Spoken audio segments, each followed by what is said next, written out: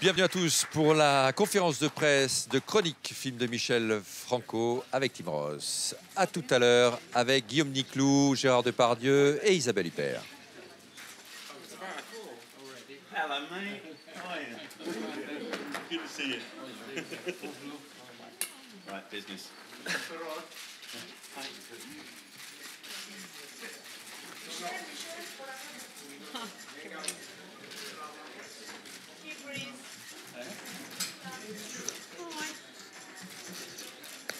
Okay, while photographers are at it for a few more seconds, let me remind you that if you want to ask a question, please raise your hand a little bit ahead of time so that we can see you. When you have the mic in your hand, please stand up, introduce yourselves, ask your question, sit down, and give the mic back. Thank you very much. Rappel, évidemment. Si vous voulez poser une question, soyez assez gentil de lever la main un petit peu à l'avance, de façon à ce qu'on puisse vous voir, de façon à ce que le micro arrive jusqu'à vous. Quand vous aurez le micro, levez-vous, présentez-vous, posez votre question, rasseyez-vous et rendez le microphone, s'il vous plaît. Bonjour à tous. Hello everyone and welcome to the press Bonjour, conference bienvenue à for cette conférence de presse. Nous allons parler du film Chronic. Et sans plus attendre, je vais vous présenter toutes les personnes ici à la tribune. Not exactly in the order in which they appear Pas here. tout à fait dans I l'ordre will d'ailleurs. start, as Je you vais know, commencer, since comme you've vous seen le the film, savez, puisque vous avez vu le film, this film is about par dire a que gentleman, discreet, ce film meticulous, concerne who works un within personnage très the discret, medical très environment méticuleux, and takes care qui est of infirmier people who are, et qui s'occupe terminally de ill. patients qui sont en fin de Ladies vie. first. Je vais commencer par les As, femmes. we saw her in Nous Inside l'avons Llewyn vu Davis, dans Inside Llewyn Davis, directed by our president, our jury réalisé president par this le year. président du We saw jury in cette Shutter année, Island on television, Shutter saw her in Island American, aussi, Horror Story, and in CSI, among Horror other Story, things, CSI, as ainsi que patient bien d'autres Martha films. Robin Bartlett. Robin Bartlett qui joue la patiente Martha. As Nadia, Dans le rôle de Nadia, she emerged from the, at least, among other things, from the Tisch Drama School in elle a NYU. étudié à l'école Sarah Sutherland. Tisch, Sarah Sutherland. Next to her, À ses as côtés, Laura, dans she le rôle is de Laura, very well known in Mexico, nous avons une personne on très television, connue au Mexique, on à la télévision, stage and in films. sur les tréteaux et This dans is les her films. first part in English, first C'est time la in première English. fois Welcome to Cannes. qu'elle tourne en anglais. Nees Bienvenue à Norvind. Cannes, Nelia Norvind.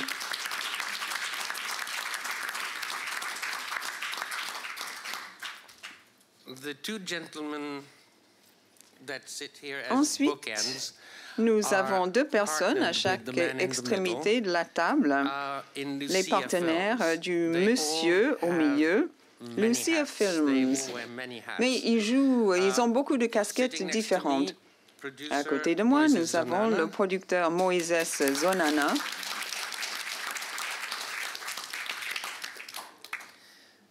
At the far end, À l'autre extrémité de la table, producer nous avons le producteur Gabriel He is Ripstein, the son of Arturo Ripstein. qui est And le if you don't fils know de who Arthur Ripstein. is, you have no Et place si being here. vous ne savez pas qui c'est pas la peine de rester dans la salle. He's a producer, but Il est he's also a producteur, director. il est également He réalisateur. directed 600 Il a Miles, réalisé presented at the Berlin 600 Festival, I Miles, think this présenté au Festival de Berlin Produced cette by année, the man with the curly hair produit in the middle, par and le starring monsieur avec the les man cheveux sitting next to him. bouclés, avec That's comme how tight personnage this group is. principal So, Tim Gabriel Roth. Ripstein. Je parle bien sûr de Gabriel Ripstein. Of course, we saw him in Reservoir Nous l'avons Dogs. vu He's dans been faithful to Reservoir Tarantino, from Dogs. the Reservoir Il Dogs est to Pulp très Fiction fidèle to à Tarantino. right now, On le voit très souvent. Aussi, il est réalisateur. Il a réalisé Warzone il y a quelques années et il est également acteur dans 600 Miles. Tim Roth.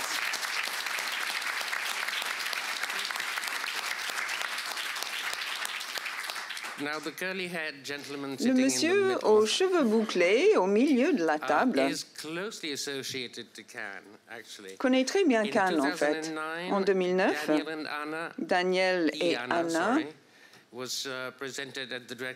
a été sélectionné pour la quinzaine des réalisateurs. En 2012, c'était Después de Lucia, d'où le nom de la société de production. Mais ça a été développé par la Ciné-Fondation de Cannes et a reçu au certain regard un prix du meilleur film. Et le président cette année-là était Tim Roth. Tout s'explique. Et j'oubliais quelqu'un. Non. Première question. Karen Batt, Huffington Post. Karen Batt, Huffington Post. C'est un film triste, provocateur, qui traite des traumatismes. Mais il y a beaucoup de sous-entendus dans le film. Je ne sais comment les décrire. C'est le manque d'affectivité dans tous ces personnages. Ça m'a paru très bizarre. Est-ce que vous pourriez en parler? Question à Tim Roth. Bien. Pour moi, l'important dans le film, c'est le personnage de Tim. Et il donne beaucoup à tous ses patients, même ce sont des étrangers en quelque sorte. Il entre dans une pièce, il crée des liens affectifs et il aime beaucoup justement les patients dont il s'occupe. Et puis, bien sûr, ce sont des moments difficiles pour ces familles. Il y a un membre important de la famille qu'ils aiment beaucoup qui est très malade. Mais c'est la vie. Il y a un manque de communication, il y a toutes sortes de difficultés et de problèmes. Je souhaitais montrer de façon objective combien ces moments dans la vie étaient compliqués et comment ce personnage aide les autres en tant qu'infirmier, bien sûr, mais aussi il s'implique dans la vie de ses patients. Bravo, Tim Roth, votre jeu d'acteur est magnifique. Comment avez-vous joué ce personnage qui retient toutes ces émotions?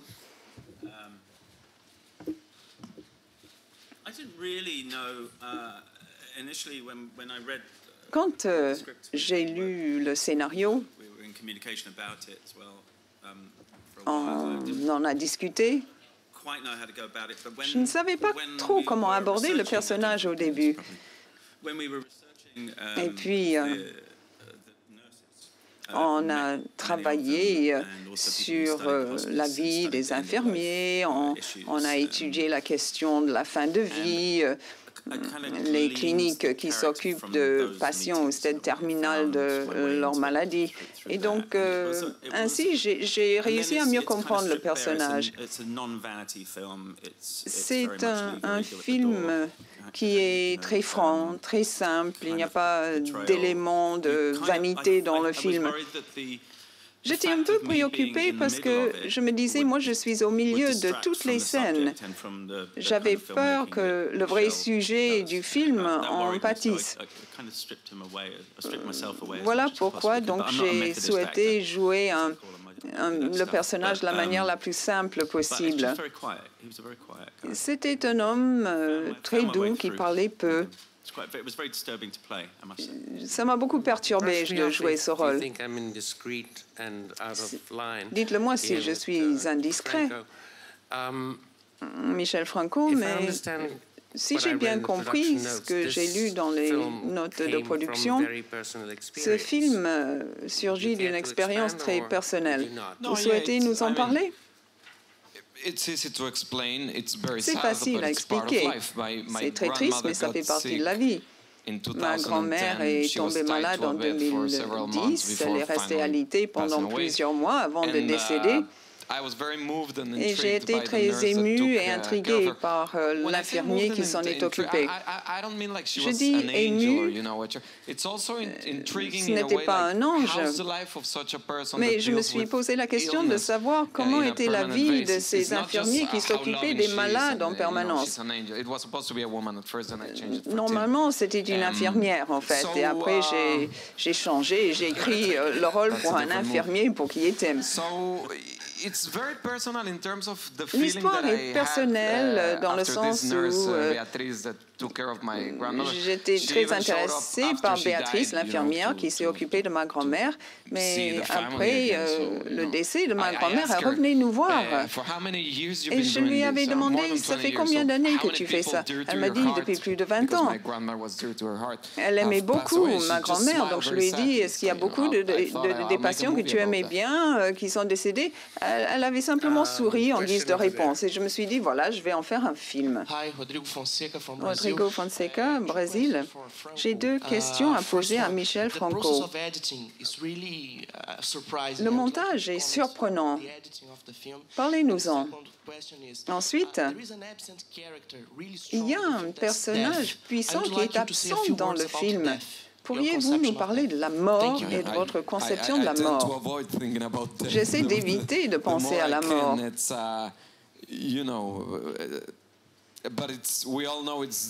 On sait que la mort est là et qu'on va tous mourir à un moment donné. Pendant le tournage, je ne sais pas si c'était Tim ou quelqu'un d'autre avait dit la chose suivante. Si on tombe malade, le meilleur infirmier possible serait Tim Roth. Bon, on arrive en fin de vie. Et si possible, ce qu'on voit dans le film, c'est peut-être la meilleure solution. Je me contredis. J'ai dit que je n'y pense pas à la mort, mais j'en ai fait un film. Il me semble que le cinéma est la meilleure forme d'art pour en parler. D'autres formes d'art n'arrivent pas à parler de la mort. Donc, pourquoi ne pas en parler? Le public est intelligent. Il peut comprendre et créer un dialogue avec ce sujet très profond. Quant à votre deuxième question, le montage a pris longtemps parce que j'avais beaucoup de temps. En général, je fais moi-même le montage de mes films très rapidement. Après, Lucia, on tournait au mois de février et c'est venu à Cannes au mois de mai. Dans ce cas-ci, dans ce cas-là, je tournais et je faisais le montage en même temps. Et puis, dans l'espace de 10 jours, j'avais un peu reformaté mon film. J'essaie de ne pas prendre mes films trop au sérieux, si vous comprenez ce que je veux dire. C'est un jeu, après tout, même si on traite de sujets très graves. Il faut qu'il y ait une note de fraîcheur, il faut qu'il y ait une note amusante. Elena, Ouzbékistan. J'ai une question concernant le jeu d'acteur, pour tous les acteurs si possible.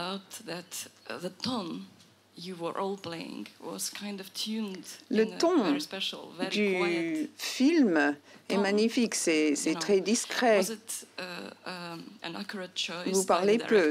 C'était le choix du réalisateur ou est-ce que chacun vous avez défini ce ton? Parce que vous avez joué un petit peu à l'unisson. Je pense que ça vient de Michel. Il est incroyable parce qu'il vous permet de jouer librement devant la caméra. Il n'y a pas de filtre. Il n'y a personne qui vous dit, voilà, il faut que tu te déplaces de cette façon-ci ou d'une autre manière. Et puis à un moment donné, on a juste tous dîné ensemble. On vit devant la caméra, on ne joue pas. avec autant de talent. Bien sûr, c'est possible. J'ai eu de la chance de la trouver comme actrice. C'est inhérent au sujet que traite le film aussi. Le rythme est lent, c'était manifeste dans le scénario écrit par Michel. J'avais compris cette notion du temps dès la première audition. Dès le départ, c'était clair qu'il allait y avoir un certain ton, un certain rythme du début jusqu'à la fin du film. Je suis entièrement d'accord. Ça vient de Michel et de sa vision du film. C'est un film très particulier. La plupart d'entre nous avons vu déjà ces autres films. Je connais très bien Michel, d'ailleurs. Et on n'avait pas besoin d'en discuter. Ça s'est passé tout naturellement comme ça, pendant le tournage. Ça s'est fait comme ça. Toi, tu le vois de l'extérieur. Et si nos jeux d'acteurs ne concordaient pas, tu nous l'aurais dit. On n'a pas en fait vu le film. C'est une question qui m'intrigue.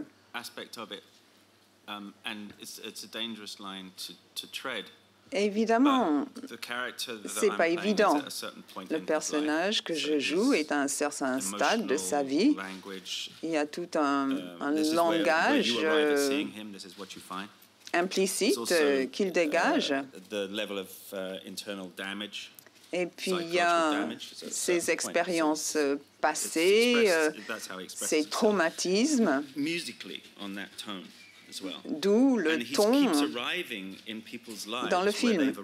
Et il arrive chaque fois dans la vie de ses patients à un moment où eux aussi, ils passent des moments traumatisants. Donc le ton du film, enfin j'espère que ça varie de temps en temps, mais ce ton musical, en quelque sorte, résonne pendant tout le film. C'est une note qui décrit quelque part ce jeu d'émotions. On ne voulait pas surjouer, en tout cas. C'était fort intéressant. On voit chaque patient en fin de vie, et moi, j'arrive à ce moment-là, lorsqu'ils sont prêts à mourir. Donc, il fallait créer cette note bien particulière. Je ne sais pas si vraiment ce que je viens de dire a un sens. Pour moi, ça en avait un. Est-ce que vous avez longuement travaillé avec des gens qui font ce travail? Car chaque geste dans le film est si précis et si doux, si naturel. Oui, j'ai travaillé avec 3 ou 4 infirmiers qui m'ont bien formé. J'ai rencontré aussi des spécialistes en maladies chroniques et la fin de vie. Et il y a certains aspects de leur comportement que je trouve très énervants aussi, mais seulement de l'extérieur. Et puis, finalement, lorsqu'on est devant un patient, on agit de la même façon. On leur parle sur ce ton-là, on dit ces choses-là. Mais si on n'est pas malade, et j'espère ne jamais l'être, je suppose qu'on se trouve dans ces situations-là. Et il arrive à établir un lien avec le patient, des liens que la famille n'a absolument pas. Merci, je viens du Mexique. Je suis très satisfait de voir que la situation qui a si bien fonctionné à Berlin a aussi bien fonctionné ici. Je rebondis sur ce qu'a dit Tim. On ne l'avait pas encore vu dans ce type de rôle. Et vous non plus, on n'avait jamais vu ce type de personnage ou d'approche. D'où ma question. Dans vos 2 films précédents, tout était organisé d'avance. Il y avait le cadre, vous saviez où vous alliez dans le film. Dans ce cas-ci, on a l'impression que tout est à demi-teinte. On apprend les choses petit à petit. Qui est le personnage, etc. D'où ma question. Est-ce que vous avez dû beaucoup travailler sur le scénario, peut-être avec Tim, pour créer cette approche qui est très différente de vos films précédents? Deuxième question. Nous avons été choqués par la fin. On pensait qu'il allait continuer de courir. Ça fonctionne très bien. Mais le film aurait pu se terminer autrement. Oui, avec plaisir. Concernant le scénario, je travaillais déjà sur le récit avant de rencontrer Tim. Et puis il m'a donné ce prix au certain regard. On est devenus très amis et je me suis dit que nous avions la même sensibilité cinématographique. Oui, j'ai donc développé ce scénario avec Tim. Nous avons travaillé étroitement ensemble. Je lui avais envoyé le premier projet. Gabriel m'avait dit non, il faut que tu attendes. Il faut attendre une quinzaine de jours pour que l'acteur ait le temps de le lire. Et 2 heures plus tard, Tim m'a dit je l'ai déjà lu, on va en parler. Il n'y avait pas donc de problème d'ego ou de discussion compliquée. Tout était fort simple. Je l'avais écrit en espagnol et Gabriel, en tant que producteur, l'avait traduit. Mais il ne faisait pas une vraie traduction. Il suggérait des choses, il jouait le rôle de co-scénariste. Ils ne m'en ont jamais parlé. En fait, c'était moi qui parlais soit à Tim, soit à Gabriel, mais j'essayais de trouver une structure particulière. Tout le film tourne autour du personnage de Tim. Si vous dévoilez le tout trop rapidement, il n'y a plus rien à découvrir. Le film est centré sur les personnages. C'est une étude de personnages. Il faut donc découvrir le personnage petit à petit, sinon il n'y a plus rien à raconter dans le film. Vous avez posé une question concernant la fin. Pour moi, ce film ne pouvait se terminer autrement. Sans me comparer à lui, mais je pensais à Mouchette, j'adore ce film. Ce n'était pas une inspiration pour mon film. Lors du montage, je me suis dit, bon, il y a peut-être quelques éléments, et Bresson, c'est un peu mon Dieu, si vous voulez. Le film ne pouvait se terminer autrement. Et vous comprendrez quand vous aurez vu le film. La fin, c'est le résultat de tout ce qui précède dans le film. Il ne pouvait donc se terminer autrement.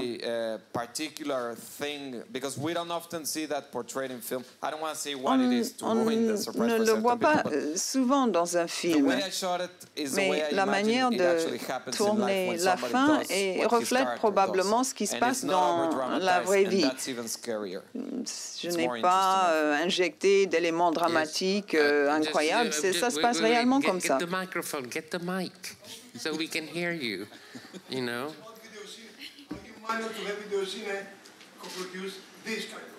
Well, yeah, Videocine, which is a Mexican main investor, along with our co-producers who are sitting there. Nous avons d'autres coproducteurs qui sont présents dans la salle. Il y a Wild Bunch, entre autres. Videocine m'a fait confiance et m'a bien soutenu. Después de Lucia, a été un grand succès. Il y a eu à peu près 1 million de spectateurs au Mexique. Donc, ils me soutiennent fortement avec d'autres. Ce sont d'excellents partenaires. Bonjour, David Fontaine, Le Canard enchaîné. J'avais une remarque aussi sur le début et la fin. 3 de vos films, Daniel y Ana, Después de Lucia et celui-ci, commencent par un trajet en voiture. Et il y a ce final avec l'accident de voiture. Donc je me demandais si ce n'était pas aussi un message sur la voiture et l'isolement qu'elle apporte dans la société actuelle, et spécialement dans une ville comme Los Angeles. Une deuxième question, c'est le sens du titre, Chronique.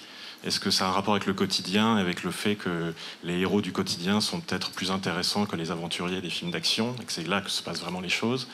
Et dernière question, qui rejoint celles qui ont déjà été posées, c'est le fait que votre cinéma est, me semble-t-il, un cinéma de l'affrontement, de la confrontation, de ce qu'il y a de plus dur dans la vie.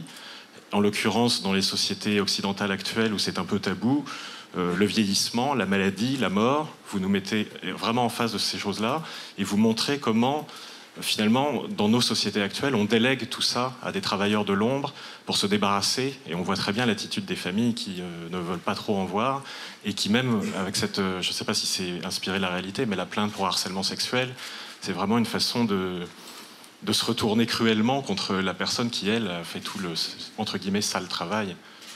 Voilà. Now you have a full plate.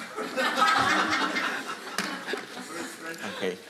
Yeah, I'll try to. It's actually like a good chat. You know, we could go have a beer and on pourrait en discuter longtemps. On pourrait aller prendre une bière ensemble parce que vous avez vraiment bien compris mon film. Oui, le film traite de tous ces sujets que vous avez mentionnés, mais je n'ai jamais montré quelque chose du doigt. Je n'ai jamais voulu dire, voilà, ces gens-là ne veulent même pas s'occuper de leurs parents. Mais c'est ce qui se passe dans la vraie vie. Ça se passe au Mexique et sans doute en France aussi. Ce sont des moments très durs dans la vie. On a essayé de montrer ces moments d'une manière qui ne serait pas trop tragique. Voilà pourquoi ce personnage est une excellente façon d'atteindre cet objectif. Quant aux voitures, ça aussi c'est une réalité. On passe beaucoup de temps dans sa voiture. Le film commence comme dans Después de Lucia. Je ne m'en étais pas aperçu jusqu'à ce que quelqu'un me le dise. Et le cadrage est identique aussi. Je ne sais pas si un réalisateur se répète tout le temps. Sorry, I'm a little deaf. Oui, dans Daniel et Anna, c'est une des scènes principales. C'est vrai, on passe beaucoup de temps dans sa voiture. Et puis, il y a la fin de ce film, Chronic. Je ne vais pas tout dévoiler, mais il y a la fin du film, il y a le titre. Il me semble que vous avez répondu vous-même à vos questions. Il me semblait que le titre était bien. Ce sont des maladies chroniques, mais lui aussi, son personnage souffre de dépression chronique. Comment faire un film sur ces sujets-là qui ne soit pas ennuyeux et trop complexe? Je vous vois tous sourire, donc je me sens soulagée. Il faut attendre les critiques et ce qu'ils écrivent. Au début, je voulais tourner au Mexique, et puis après, j'ai adapté certaines choses à la culture américaine ou ma manière de voir cette culture. En tout cas, c'est mon film, c'est notre film, il est comme il est, et je ne vais pas donc en parler trop longuement. Je ne sais pas ce que dirait Freud, mais bon, il y a plein d'idées dans le film et à vous de les voir et interpréter. Bonjour, Valérie Barrault pour Lux TV. J'ai une question pour Tim Ross. À travers votre personnage dans Lie to Me, nous avons pu décrypter différentes facettes de l'être humain. Aujourd'hui, dans The Chronic, par rapport à votre rôle, à travers votre rôle, quelles sont les différentes facettes? Voilà, même les plus sombres que vous jouez. Wow.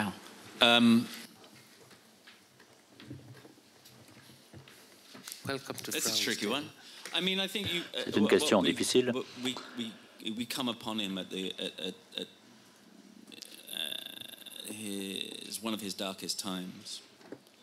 On a ici un personnage qui est à un moment les plus sombres de sa vie. Le public, on peut espérer qu'il s'en rende compte.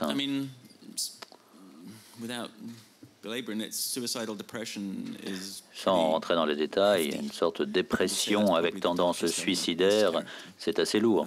C'est peut-être la caractéristique la plus sombre de ce personnage. Je ne sais pas très bien quoi vous répondre. Bonjour, une question du Mexique. Deux questions. Première question pour Tim Roth. Pourquoi avez-vous décidé de participer à ce film, à cette famille mexicaine? avec le prix, vous avez reçu un prix à un certain regard, vous avez donné un prix à un certain regard, et puis maintenant il y a ce film. À un certain regard à Cannes, j'ai vu son film, et ça m'a totalement remué. Et on s'est rencontrés ici, et je lui ai demandé un emploi. Et parfois, on peut obtenir une réponse positive quand on est candidat à un emploi. Et puis il m'a dit, tiens, j'ai un script avec une infirmière. Ben, on va la transformer en infirmier, cette infirmière. Et puis, il y a eu 600 000. À la dernière minute, on m'a demandé d'y participer. Ça m'a un petit peu énervé, mais bon, un réalisateur qui débute, c'est une bonne chose, c'est un bon défi, et peut-être qu'on pourra continuer à faire des films ensemble, nous tous. Oui, on va faire beaucoup de films ensemble. Nous sommes une famille un peu. Il serait dommage de ne pas le faire, on a tellement de potentiel. Je ne dis pas que Chronique est excellent, non, je parle de Berlin.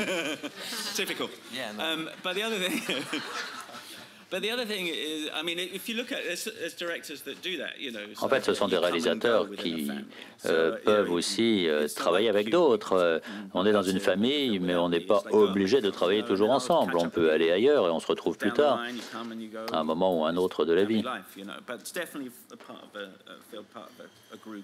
Mais il est clair que nous sommes une très bonne équipe, solide.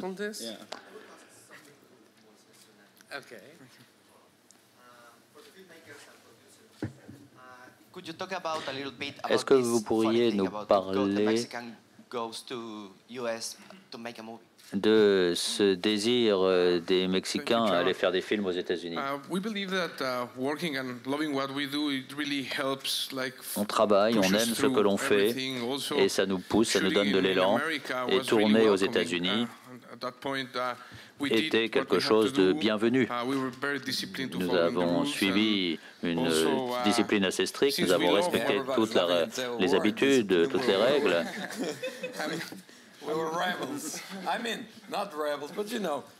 On n'était pas des rivaux, mais il y a ici un producteur américain auquel on a rendu la vie dure.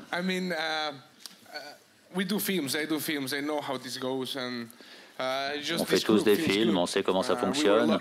Nous tous ensemble, on se sent bien. On a eu la chance de travailler avec des personnes bien appropriées. Nous avons un excellent directeur de photographie de Belgique. On a une personne excellente qui s'occupe du casting.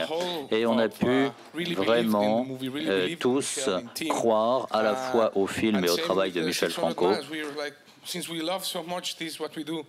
On aime tellement ce que l'on fait qu'on pense que ce que nous avons fait est la clé du succès et on va continuer à travailler comme cela. Gabriel? Just to add to what Moises and Michel are commenting on, we did give Gina a very hard time. Effectivement, on a donné beaucoup de travail à Gina. Michel Franco est un réalisateur très précis. Par exemple, Robin parle de la liberté qu'il donne aux acteurs, mais en même temps, c'est un processus de réalisation extrêmement précis. C'est exactement ce qu'il veut. Et ceci correspond à une vision, la vision du réalisateur, qui peut se heurter aux habitudes de tournage aux États-Unis et aux règles qui s'y appliquent. On a essayé d'être des bons citoyens, de respecter les règles, jusqu'à ce qu'on ait décidé, en toute bonne foi, d'en enfreindre quelques-unes. Mais pour résumer, je dirais que l'équipe américaine et Gene nous a beaucoup soutenus, mais c'était un mélange d'ingéniosité mexicaine qui s'opposait à un pays extrêmement strict, les États-Unis. Et moi, je vis et je travaille à Los Angeles. En fait, non, je ne travaille pas beaucoup à Los Angeles, mais enfin. Mais il m'arrive de travailler au Mexique. Et c'est de la folie. Ce qu'ils font au Mexique est incroyable. Et parfois, c'est même dangereux. Physiquement, je veux dire. Et ensuite, on est aux États-Unis et on se dit pourquoi on ne ferait pas cela? Eh bien, on nous dit non, c'est pas possible. Donc, c'était vraiment très, très agréable de voir ces différences. Et tout ce qu'on fait dans le tournage au Mexique, on ne pourrait pas le faire à Los Angeles. Mais c'était très agréable, même depuis le début. C'était vraiment très très agréable de travailler. Il n'y avait pratiquement pas de frontières. On pense que le cinéma est un pays sans frontières, avec un langage commun. Et on a été très heureux de tourner avec Michel. Quoi qu'il fasse, on le suivra.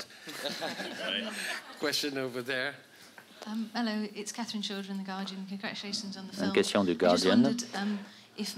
Félicitations pour votre film. Est-ce que, après ce film, vous changez d'avis sur le suicide assisté? Non, ça n'a pas fait changer d'avis, je suis tout à fait favorable.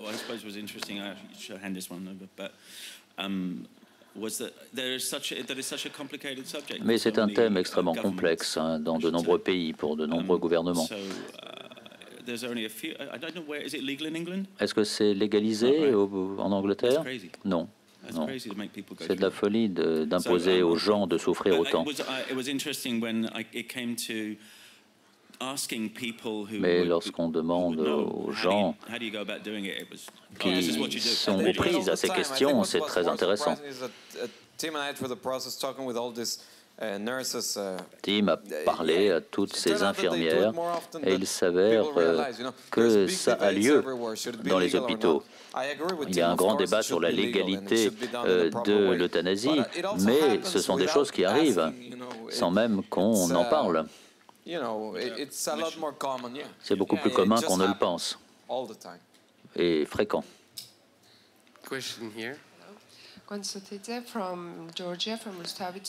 Une question de Géorgie pour Tim Ross. Y a-t-il des personnages que vous souhaiteriez incarner à l'écran et avec quel réalisateur? Là, si on est pris à brûle pour point, je ne sais pas vraiment quoi vous répondre.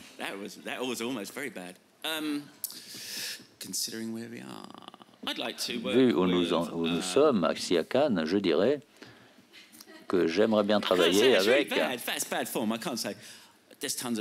Je ne peux pas vous répondre. Il y a beaucoup de gens avec qui j'aimerais bien tourner, j'aimerais incarner de nombreux personnages. Un comptable, peut-être. J'aimerais bien jouer un comptable.